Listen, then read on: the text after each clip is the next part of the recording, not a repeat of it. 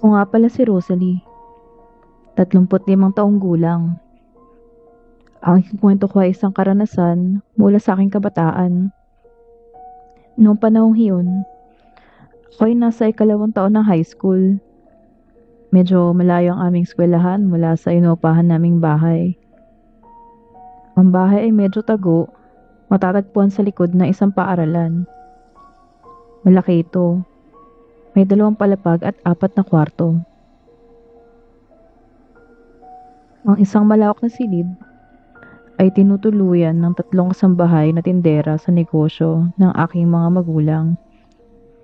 Ang isa pang kwarto ay para sa 2 kapatid kong lalaki na mas bata sa akin. May isang silid para sa aming mga magulang at ang natitirang medyo maliit na kwarto ay para sa amin ng aking ate.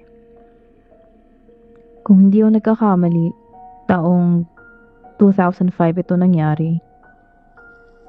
Galing ako noon sa eskwelahan at pagod na ako habang pauwi.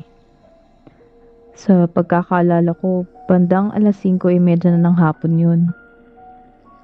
Dahil kadalasan ganun ang oras ng uwi ko. Pakiramdam ko ay may sinat ako. Hindi naman